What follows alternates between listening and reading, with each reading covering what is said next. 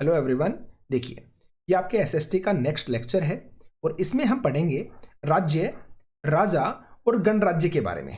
तो चलिए हम सेशन को स्टार्ट करते हैं।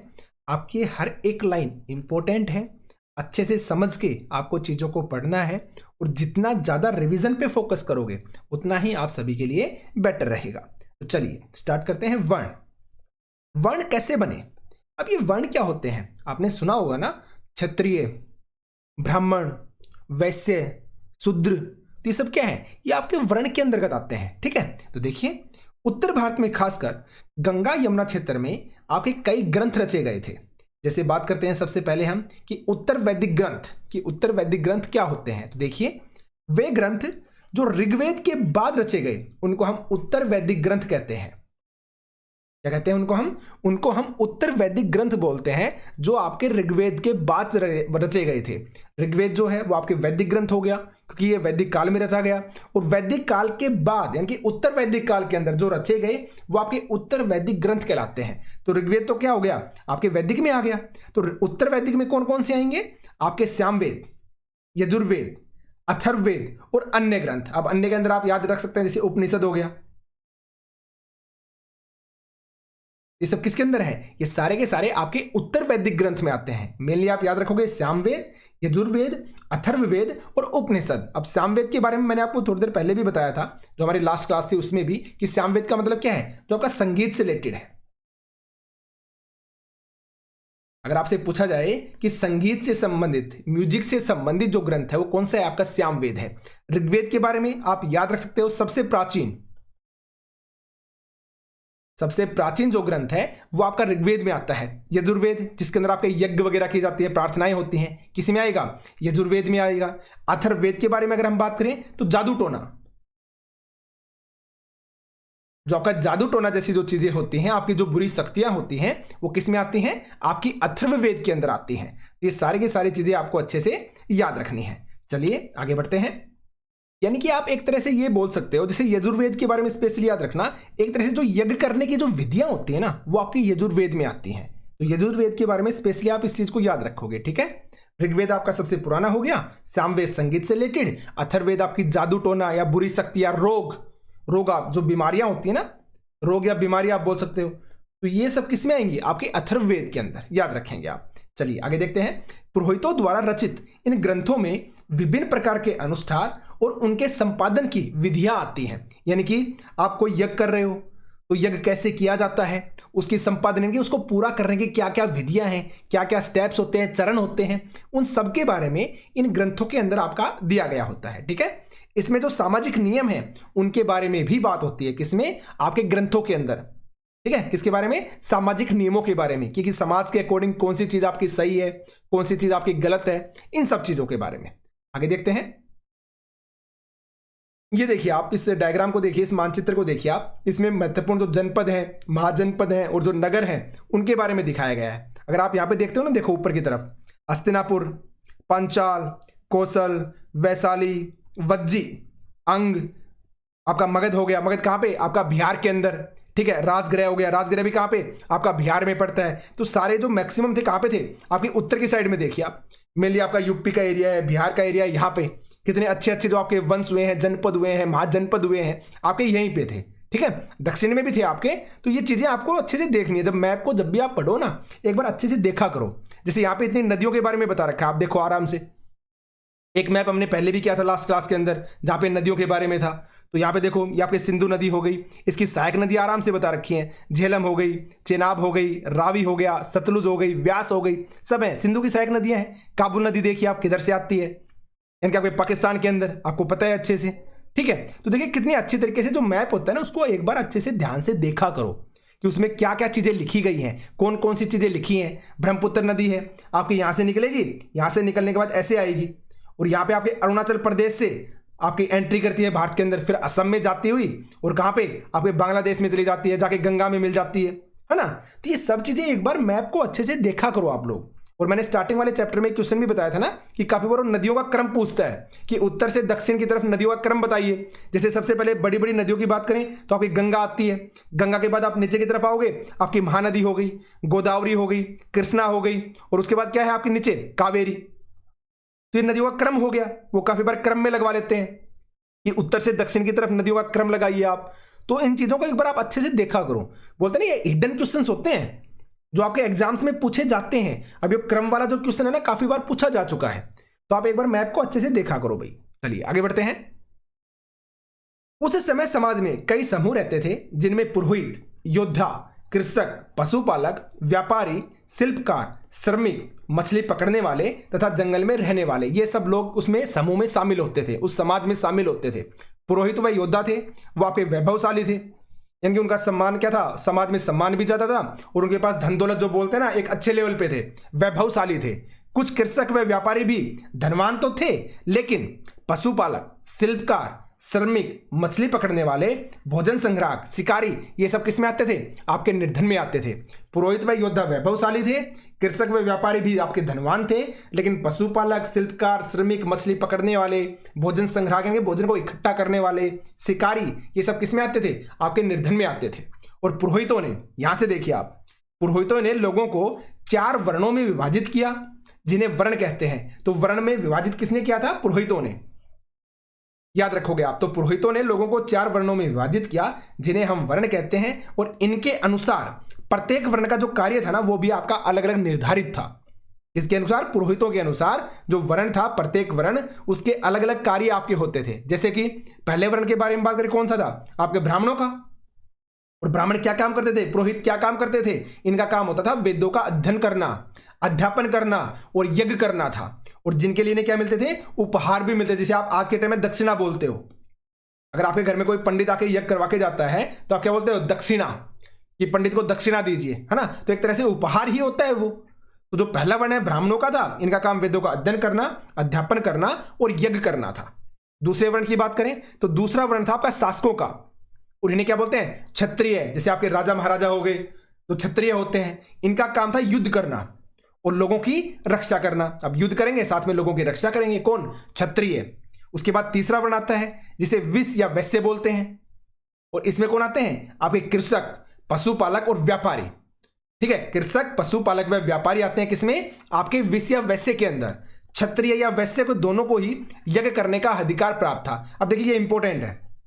अब जो क्षत्रिय हो गए, पुरोहित हो गए, उनके बारे में तो हर किसी को पता है कि ये लोग क्या करते थे, यज्ञ करने का इनको तो अधिकार प्राप्त था ही था। साथ में वैश्य, याद रखेंगे आप, जो वैश्य थे इनको यज्ञ करने का अधिकार प्राप्त था, लेकिन जो चौथा वर्ण था ना शूद्र, उनको नहीं था।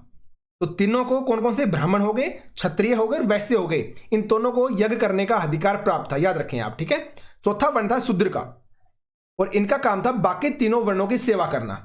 यानी कि जो आपके ब्राह्मण हो गए, पुरोहित, क्षत्रिय और वैश्य, इन तीनों वर्णों की सेवा करने का काम किसका था, शूद्र का था। और इन्हें कोई अनुष्ठान करने का अधिकार भी नहीं था। अनुष्ठान यानी कि कोई भी यज्ञ या प्रार्थना टाइप चीजें, इनको करने का बिल्कुल भी अधिकार प्राप्त नहीं था। और प्राय जो औरतें हैं उनको भी शूद्रों के समान माना जाता था। अगर औरतों को शूद्रों के समान मान रहे हैं तो कहने का मतलब क्या हो गया कि वो भी यज्ञ नहीं कर सकती हैं। ठीक है, तो आगे देखिए आप, महिलाओं व शूद्रों दोनों को ही वेदों के अध्ययन का अधिकार भी नहीं था। इंपॉर्टेंट है, किन किन को, महिलाओं को व शूद्रों को, क्योंकि शूद्रों को नहीं था और शूद्रों को नहीं था तो महिलाओं को भी नहीं था। क्यों, क्योंकि महिलाओं को शूद्रों के समान ही माना जाता था, इस वजह से। ठीक है, अब नोट में आप याद रखेंगे अच्छे से कि पुरोहितों के अनुसार सभी वर्णों का निर्धारण जन्म के अनुसार होता है। मोस्ट इंपॉर्टेंट है भाई, पुरोहितों के अनुसार जो वर्ण बताए गए हैं 4 वर्ण, इन चारों वर्णों का जो निर्धारण है किसके अनुसार होता है, जन्म के अनुसार। यानी कि जैसे कि ब्राह्मण माता पिता है तो उसकी संतान क्या होगी, अपने आप ब्राह्मणी तो होगी ना।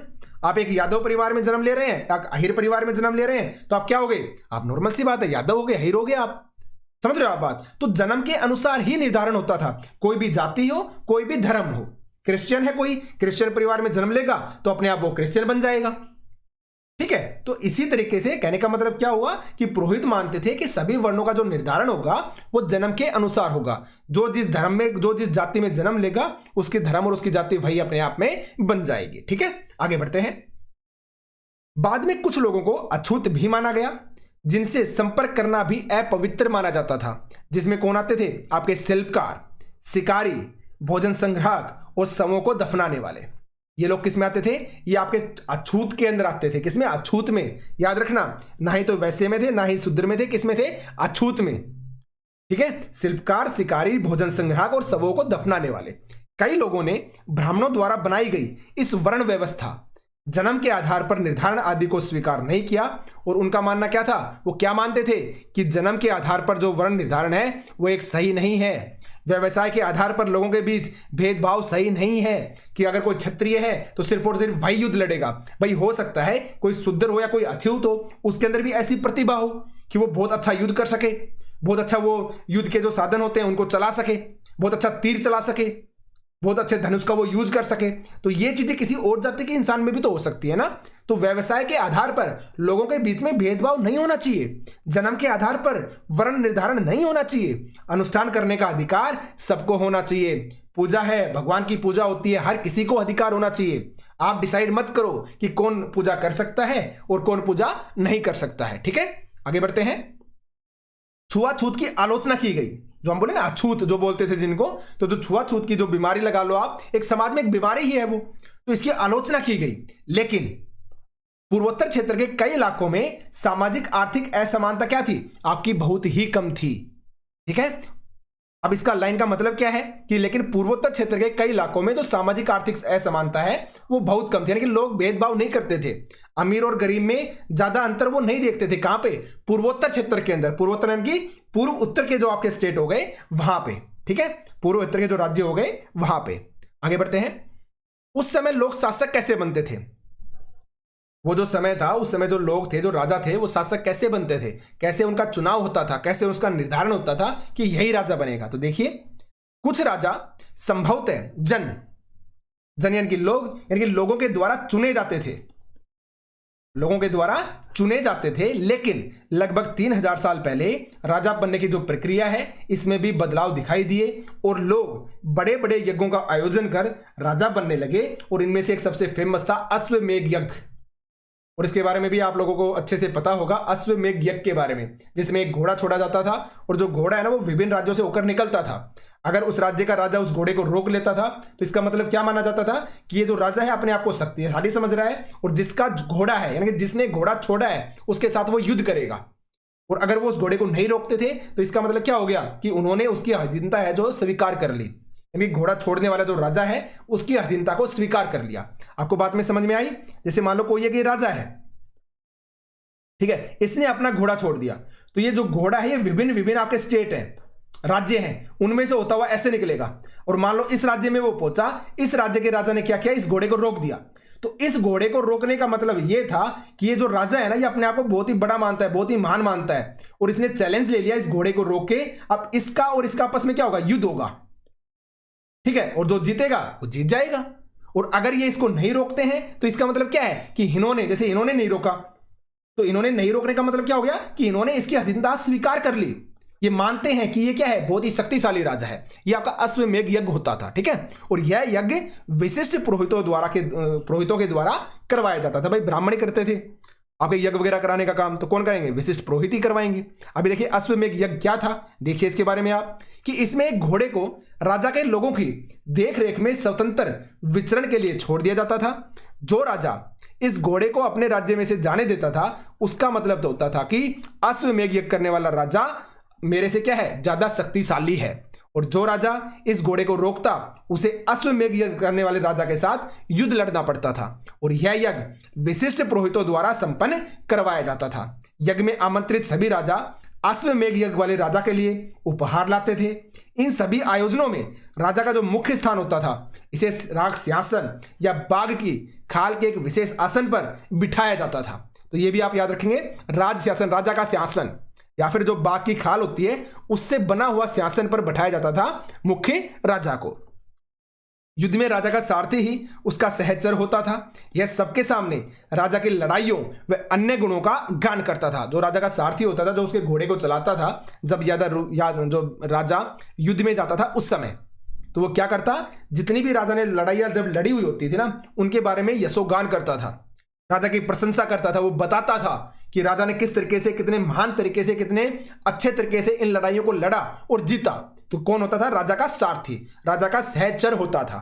ठीक है, राजा की रानियां व बच्चे भी कई छोटे छोटे अनुष्ठान करते थे और उपहार को साथ में लेकर आते थे। विष या वैश्य, जैसे सामान्य लोग भी उपहार लाते थे, लेकिन पुरोहित इन्हें शुद्र मानते थे और इन्हें कई अनुष्ठानों में शामिल आपका नहीं किया जाता था। देखो हमने पढ़ा था कि जो विष और वैश्य है उनको अधिकार तो था, लेकिन फिर भी काफी जो पुरोहित थे ना वो इन्हें शुद्र ही मानते थे और इन्हें कई अनुष्ठानों में शामिल आपका नहीं किया जाता था। ठीक है, याद रखेंगे आप। अब बात करेंगे जनपद के बारे में। तो जनपद का शाब्दिक अर्थ होता है जन के बसने की जगह, क्योंकि जहां पर क्या हो जाए लोग बसने लग जाए वो क्या कहलाएगा, आपका जनपद कहलाएगा। बोलते ना जहां पे राजा वहां पे प्रजा, तो जहां पे प्रजा बस जाएगी वहीं पे क्या हो जाएगा, राजा का क्या हो जाएगा, स्थान हो जाएगा, वहीं का वो राजा बन जाएगा। तो जनपद का शाब्दिक अर्थ होता था जन के बसने की जगह। तो महायज्ञों का आयोजन करवाने वाले राजा अब जन के राजा न होकर जनपदों के राजा कहे जाने लगे। ठीक है, और पुरातत्वविदों ने कई जनपदों की खुदाई भी की। पुरातत्वविद मैं आपको बता चुका हूं, जो पुरानी चीजों की देखरेख करते हैं, पुरानी चीजों को खोजते हैं, उनके बारे में अध्ययन करते हैं, वो क्या कहलाते हैं, पुरातत्वविद कहलाते हैं। और इतिहासकार जो पास्ट की बातें करें, इतिहास की जो चीजें हैं उनके बारे में बातें करें, अध्ययन करें, वो आपके इतिहासकार होते हैं। और पुरातत्वविद इतिहास में मिलने वाली चीजों का अध्ययन करते हैं, और इतिहासकार सिर्फ और सिर्फ इतिहास का अध्ययन करेंगे। ठीक है, जैसे दिल्ली में पुराना किला एक जनपद है, उत्तर प्रदेश में मेरठ में हस्तिनापुर हो गया, एटा के पास अतरंजी खेड़ा हो गया। इसे क्या है, ये महत्वपूर्ण जनपद है जिनकी खुदाई की गई। आगे बढ़ते हैं। लोग झोपड़ियों में रहते थे, वह मवेशी व जानवरों को पालते थे। उस समय में चावल, गेहूं, जौ, दालें, गन्ना, तिल तथा सरसों जैसी फसलें जो है वो आपकी उगाई जाती थी। और यहां से चित्रित धूसर पात्र मिले हैं, जिन पर सरल रेखाओं तथा ज्यामितीय आकृतियों के रूप में चित्र आपके बने हुए हैं। यहां मिले मिट्टी के बर्तन, कुछ आपके धूसर व कुछ आपके लाल रंग के होते थे। ठीक है, तो ये सारी चीजें आपको अच्छे से याद रखनी है, इनको बार बार रिवाइज कीजिएगा। आगे चलते हैं। अब हमने जनपद देखा था, जन के बसने की जगह। अब हम देखेंगे महाजनपद। तो लगभग 2500 साल पहले जनपदों के एक अधिक महत्वपूर्ण होने के कारण इन्हें ही महाजनपद कहा जाने लगा। यानी कि जब जो आपका जनपद है, जहां पे जो लोगों के बसने की जगह है, जब आपका बहुत ज्यादा महत्वपूर्ण हो जाता था तो इन्हें ही महाजनपद कहते थे। लगभग कब, 2500 साल पहले। आगे बढ़ते हैं। महाजनपदों की राजधानियों के चारों ओर लकड़ी, ईंट या पत्थर की ऊंची दीवारें आपकी बनाई जाती थी। अर्थात क्या की जाती थी, किलेबंदी। किले को चारों तरफ से क्या कर देना, बंद कर देना, किसी भी लकड़ी से, किसी भी ईंट या पत्थर के ऊंची ऊंची दीवारों से। तो आपका क्या कहलाएगा, किलेबंदी कहलाएगा, जिसके लिए स्त्री पुरुष व बच्चों से परिश्रम आपका करवाया जाता था। भाई काम करने के तो लोग चाहिए, सीधा सी बात है। ठीक है, अब राजा जो है वो सेना रखने लगे थे। हमने पढ़ा था लास्ट चैप्टर में कि जो राजा है वो स्थायी सेना नहीं रखते थे, जो मैक्सिमम जो पुरुष होते थे वही युद्ध में हिस्सा लेते थे। लेकिन अब इस समय में जो राजा है ना वो सेना रखने लगे थे। सिपाहियों को वेतन देकर पूरे साल रखा जाता था, अर्थात स्थायी सेना जो है वो आपकी रखने लगे थे राजा। ठीक है, याद रखेंगे। अब बात करेंगे कर के बारे में।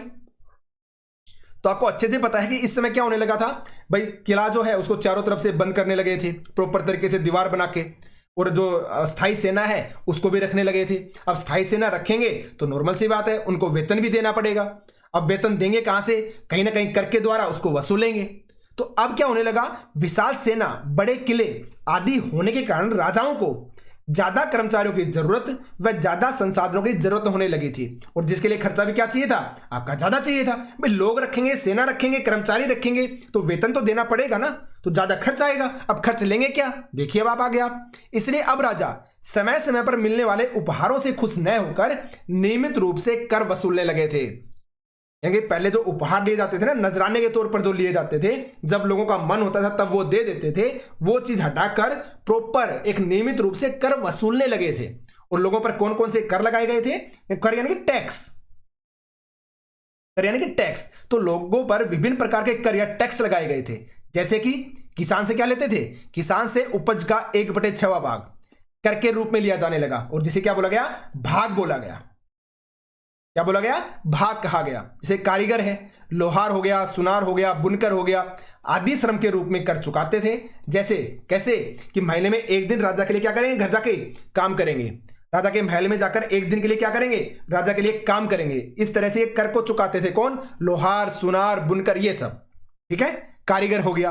पशुपालक, जानवरों या उनके उत्पाद के रूप में उपहार देते थे, कर देते थे। जैसे कि किसी के पास मान लो कोई गाय है, तो गाय से मिलने वाला जो घी है वो राजा को भेंट कर देंगे। ठीक है, गाय से मिलने वाला जो दूध है वो राजा के पास पहुंचा देंगे। तो जानवरों या उनके उत्पाद मतलब गाय से क्या मिलता है, दूध मिलता है, घी मिलता है, तो वो राजा तक पहुंचा देंगे। तो पशुपालक जानवरों या उनके उत्पाद के रूप में कर देते, और जो व्यापारी सामान खरीदने और बेचने पर क्या कर देते थे, राजा को कर देते थे। ठीक है, याद रखेंगे आप। आगे बात करते हैं आखेटक व संग्राहक। अब आखेटक क्या मतलब क्या होता है, शिकारी, और आखेट का मतलब क्या होता है, शिकार, मैं बता चुका हूं। तो आखेटक यानी कि शिकारी व संग्राहक यानी कि जो संग्रह करते हैं चीजों का, स्टोर करते हैं, स्टोरेज करते हैं। तो आखेटक व संग्राहक जंगल से प्राप्त वस्तु के रूप में क्या देते थे, आपका कर देते थे, टैक्स देते थे, कि जो चीज उन्हें जंगल से प्राप्त होती थी तो उसमें से कुछ हिस्सा वो राजा के पास पहुंचा देते थे। और इस युग में यानी कि उत्तर वैदिक काल में कृषि में दो महत्वपूर्ण बदलाव भी हुए। अब ये दो बदलाव कौन कौन से थे, तो लकड़ी के हल की जगह लोहे के हल ले ली थी, जिससे फसलों की उपज आपकी बढ़ गई, क्योंकि खेत ज्यादा अच्छे से आपका जोता जा सकता था। भाई अच्छे साधनों का यूज होगा, अच्छे बीजों का यूज होगा तो फसल भी अच्छी होगी। तो जब लकड़ी की जगह जो लोहे के हल आने लगे, मिट्टी है उसको और अच्छे तरीके से जोता जाने लगा, तो नॉर्मल सी बात है जो फसल की उपज थी वो भी आपकी बढ़ गई। और फसल की जब उपज बढ़ जाएगी तो राजा के पास जो कर है वो भी ज्यादा पहुंचाया जाएगा। ठीक है, तो लोगों ने धान के पौधों का रोपण शुरू कर दिया, अर्थात अब ज्यादा पौधे जीवित रहने लगे, जिससे ज्यादा पैदावार आपकी होने लगी थी, ज्यादा आपकी जो फसल है, आपका जो अनाज है वो होने लगा था। ठीक है, तो ये दो बदलाव हुए थे आपके कृषि के अंदर भी। और इस काम के लिए बहुत ज्यादा परिश्रम लगता था, जो ज्यादातर दास दासी व भूमिहीन खेतीहर मजदूर, जिसे कमकार बोलते हैं, ये सब करते थे। ठीक है, तो ये सारी की सारी चीजें आपको अच्छे से याद रखनी है। मेनली जो कर, कि जैसे जो किसान है कितना देता था, 1/6 भाग कर का राजा को दे देता था अपनी फसल में से। ठीक है, याद रखेंगे आप। अब बात करेंगे मगध के बारे में। तो 200 सालों में मगध अब सबसे महत्वपूर्ण आपका जनपद बन गया था। क्यों? क्योंकि गंगा व सोन जैसी नदियां मगध से होकर बहती थी, जो यातायात, जल वितरण और जमीन उपजाऊ की दृष्टि से महत्वपूर्ण थी। बट नॉर्मल सी बात है, एक राज्य है आपका मगध, हमने बताया ना ऊपर की तरफ था मगध, बिहार के अंदर, तो वहां से आपकी गंगा नदी निकलती थी। ये आपका मान लो राज्य है बिहार और मगध है, तो यहां से मान लो ये दो नदियां निकल रही हैं आपके, जैसे गंगा सोन, ये नदियां मान लो यहां से निकल रही हैं। सोन नदी भी आगे जाकर आपकी गंगा में मिल जाती है ना, तो ये यहां से निकल रही है मान लो। तो नॉर्मल सी बात है, जब ये जहां से आई है, जहां से इन्होंने स्टार्ट किया था निकलना, जैसे आपकी गंगा हिमालय से निकली, तो वहां से विभिन्न तरह के जो खनिज तत्व हैं वो अपने साथ लेके आएगी, और जब ये इस मैदान के अंदर बहेगी तो इस मैदान के अंदर वो छोड़ देगी इन खनिजों को। तो इस तरीके से अगर नदी वहां पे अपने खनिज को छोड़ती है उस बहुत बड़े एरिया में, तो वो जमीन क्या मिलेगी, आपकी उपजाऊ मिलेगी, सीधा सिंपल सा है। और दूसरी बात भाई, अगर आपकी नदी आ रही है तो नदी के द्वारा, नाव के द्वारा जो आपका यातायात है वो भी बन गया। ठीक है, जो वहां के लोग हैं उनको पीने के लिए जल भी मिल गया। तो जहां पे गंगा सोन जैसी नदियां अगर मगध से होकर बह रही हैं या किसी भी स्टेट से होकर बहती हैं तो उसका बेनिफिट तो मिलेगा ना। तो इस वजह से जो मगध है वो महत्वपूर्ण जनपद बन गया था और एक्चुअल में महाजनपद कहलाने लगा। ठीक है, क्यों? क्योंकि ये उसके रीजन थे कि गंगा व सोन जैसी नदियां मगध से होकर बहती थी, जो यातायात, जल वितरण और जमीन उपजाऊ की दृष्टि से क्या हो गई थी, आपकी महत्वपूर्ण हो गई थी। मगध का एक हिस्सा जंगल से भरा हुआ था, इसलिए जहां से घर, रथ आदि बनाने के लिए आपकी लकड़ी मिल जाती थी। ठीक है, याद रखेंगे आप। जंगलों में पाए जाने वाले हाथियों को पकड़कर सेना में भर्ती किया जाने लगा, और इस क्षेत्र में लौह अयस्क की खदानें थी जो औजार व हथियार बनाने के लिए आपकी अच्छी थी। तो ये सब वो रीजन है जिसकी वजह से जो मगध है ना, एक महत्वपूर्ण जनपद आपका बन गया था। अच्छा यातायात का साधन मिल गया, जमीन है वो आपकी उपजाऊ हो गई, आसपास जंगल थे तो रथ आदि बनाने के लिए जो लकड़ी है वो भी आसानी से मिल गई, औजार बनाने के लिए जो लकड़ी मिलती है वो भी आसानी से मिल गई। जंगलों में जो आपके जानवर होते, जैसे हाथी हो गया, तो हाथी सेना में रखते थे हर कोई, तो हाथियों को पकड़कर सेना में भर्ती करना और आसान हो गया क्योंकि पास में आपका जंगल है। ठीक है, लौह अयस्क की खदानें मिल गई जिससे अच्छे औजार व हथियार बनाए जाने लगे। तो नॉर्मल सी बात है, इतने संसाधन अगर एक राज्य के अंदर मिल जाएंगे, एक एरिया में, एक क्षेत्र में, एक जगह पर मिल जाएंगे, तो उसकी वैल्यू तो अपने आप बढ़ेगी, पहले भी और आज भी। ठीक है, तो याद रखेंगे आप। अब मगध के प्रमुख जो शक्तिशाली राजा थे उनके बारे में देखेंगे, जैसे बिंबिसार है, अजातशत्रु है, कहा के ये मगध के प्रमुख शक्तिशाली राजा थे। ठीक है, अब अगर हम बात करें महापद्मनन, जिन्होंने उत्तर पश्चिमी भारत तक राज्य को फैला लिया था, उत्तर पश्चिमी भाग तक, उत्तर पश्चिमी जो भाग है वहां तक राज्य को फैला लिया था, किसने? महापद्मनन ने। ठीक है, और बिहार में राजगृह सबसे पहले मगध की राजधानी थी और बाद में क्या बनी, आपकी पाटलिपुत्र, पटना को भी राजधानी आपका बनाया गया था। तो पहले कौन सी थी? राजगृह थी, जिसे आप राजगीर भी बोलते हैं। क्या बोलते हैं, जिसे आप राजगीर बोलते हैं, राजगृह के अंदर, ये पहले मगध की राजधानी थी और बाद में जो पाटलिपुत्र, जिसे क्या बोलते हैं आज के समय में आप, पटना, तो इसको भी बाद में राजधानी आपका बनाया गया था। ठीक है, आगे देखते हैं। लगभग 2300 साल पहले जब मैसेडोनिया का राजा, जिसका नाम था सिकंदर, जब मिस्र व पश्चिमी एशिया के राज्यों को जीतता हुआ व्यास नदी तक पहुंचा और मगध की तरफ बढ़ने लगा, तो उसके सिपाहियों ने भारत की रथ सेना, पैदल सेना और हाथियों की सेना से डरकर आगे बढ़ने से क्या कर दिया, मना कर दिया था। वो डर गए थे। ये एक तो वो पहले से ही थके हुए थे, पहले से वो राज्यों को जीतते हुए आ रहे थे, तो बहुत ज्यादा थक चुके थे। ऊपर से व्यास जैसी नदी को उन्होंने पार भी किया, और जब वो मगध की तरफ बढ़ने लगे तो जब इतनी बड़ी सेना देखी मगध राज्य की, जिसमें आपके रथ के ऊपर सिपाही खड़े हुए हैं, पैदल सेना भी है, हाथियों की सेना भी है, तो उन्होंने आगे बढ़ने से मना ही कर दिया कि हम आगे नहीं बढ़ सकते हैं। तो आपको यहाँ पे क्या चीज याद रखनी है कि कौन सी नदी को पार किया, व्यास नदी को पार किया था। कब किया था, 2300 साल पहले किया था। किस सेना का सामना कर रहे थे, मगध की सेना का सामना कर रहा था। कौन, सिकंदर। ठीक है, किन राज्यों को जीता था, मिस्र व पश्चिमी एशिया के राज्यों को जीता था, ये भी आप याद रखोगे। ठीक है, तो लाइन टू लाइन हर एक चीज जो कि आपकी इंपॉर्टेंट है आपको याद रखनी है। आगे बढ़ते हैं। वज्जी वंश, तो इस वंश की जो राजधानी थी वो वैशाली थी, और कहां पे पड़ती है, ये भी आपके बिहार के अंदर है। और यहां पर गण या संघ नाम की शासन व्यवस्था थी। तो अगर आपसे कोई पूछे कि संघ या गण नाम की जो शासन व्यवस्था है, संघ या गण नाम की शासन व्यवस्था, ये कहां पे है, आपके वज्जी वंश में। और वज्जी वंश की राजधानी क्या है, वैशाली, बिहार के अंदर। और अगर कोई पूछे गण का मतलब क्या होता है, तो गण का मतलब होता है कई सदस्यों वाला समूह, और संघ का मतलब क्या होता है, संगठन या सभा। एकदम इजी है। ठीक है, और संघ या गण में कई शासक होते थे, और वो क्या कहलाते थे, सभी आपके राजा ही कहलाते थे। शत्रुओं के निपटने या शत्रुओं के आक्रमण से निपटने के लिए सभी एक साथ बैठकर विचार विमर्श करते थे। स्त्रियां, दास व कमकार इन सभाओं में हिस्सा आपका नहीं ले सकते थे। हमने पहले भी पढ़ा, जो आपके शूद्र होते थे, जिसमें दास गुलाम आते थे, और आपकी स्त्रियां, उनको भी शूद्रों के समान मानते थे ना, और कमकार, इन सभी को सभाओं में हिस्सा नहीं लेने दिया जाता था। ठीक है, याद रखेंगे आप। आगे बढ़ते हैं। बुद्ध व महावीर का संबंध किससे माना जाता है, संघ के साथ, संघ या संगठन के साथ। बौद्ध साहित्य में संघ का वर्णन मिलता है, याद रखेंगे आप। और दीर्घ निकाय, इसको दिग भी बोलते हैं और दीर्घ भी बोल देते हैं। तो दिग या दीर्घ निकाय एक प्रसिद्ध बौद्ध ग्रंथ है, जिसे कब लिखा गया था, 2300 साल पहले ही लिखा गया था। तो ये भी आप अच्छे से याद रखो, कब लिखा गया था, 2300 साल पहले, जब मैसेडोनिया का राजा सिकंदर आया था, उसी समय में। ठीक है, याद रखेंगे आप। आगे बढ़ते हैं। अब बात करेंगे अजातशत्रु के बारे में। तो अजातशत्रु वज्जी संघ पर आक्रमण करना चाहते थे, और उन्होंने अपनी मंत्री वस्कार को बुद्ध के पास सलाह लेने के लिए भेजा।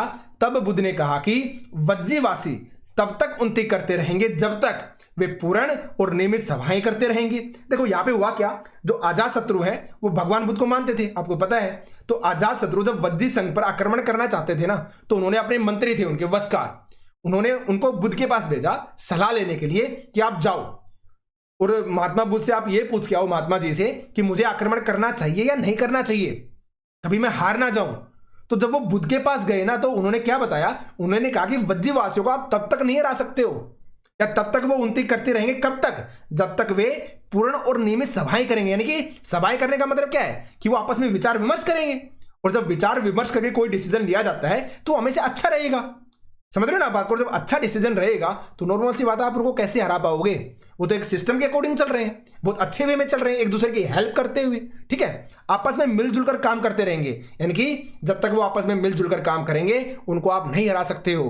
पारंपरिक नियमों का पालन करते रहेंगे, यानी कि जो नियम उनके बड़े बुजुर्गों ने बनाए हैं, बड़े लोगों ने बनाए, जो उनकी परंपरा है, अगर उनका वो अच्छे से पालन करते रहेंगे तो उनको आप नहीं हरा पाओगे। बड़ों का सम्मान करेंगे, समर्थन और उनकी बातों पर क्या करेंगे, ध्यान देते रहेंगे, तो भी उनको आप हरा नहीं पाओगे।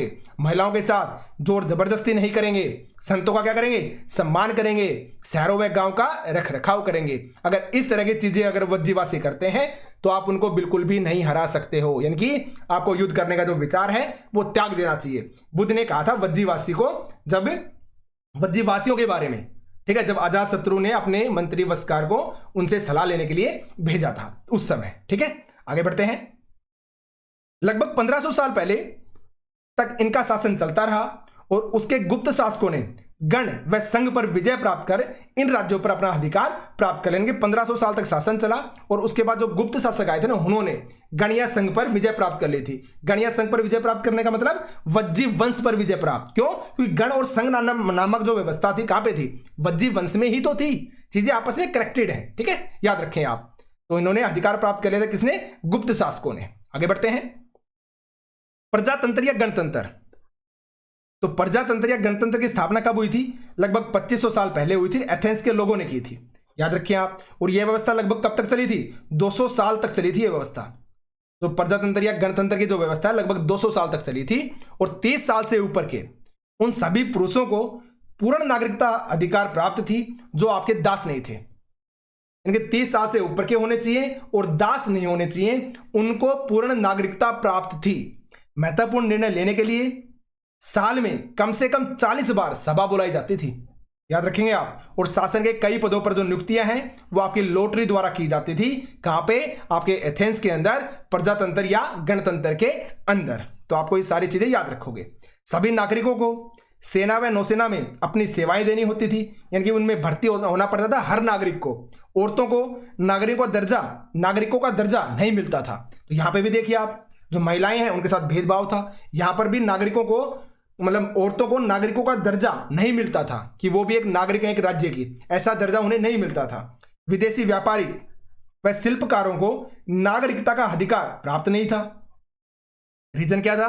कि वो एक जगह से दूसरी जगह हमेशा यात्रा ही करते रहते थे, एक जगह रुकते ही नहीं थे। तो जो विदेशी व्यापारी हो गए या शिल्पकार हो गए, उनको क्या था? नागरिकता का अधिकार प्राप्त नहीं था। तो आज भी है, अगर कोई विदेशी हमारे यहाँ पे आके रहता तो नागरिकता थोड़ी ना मिल जाती है, उसे कुछ समय तक रहना पड़ता है, कुछ नियम है, रेगुलेशन है, तभी तो मिलती है।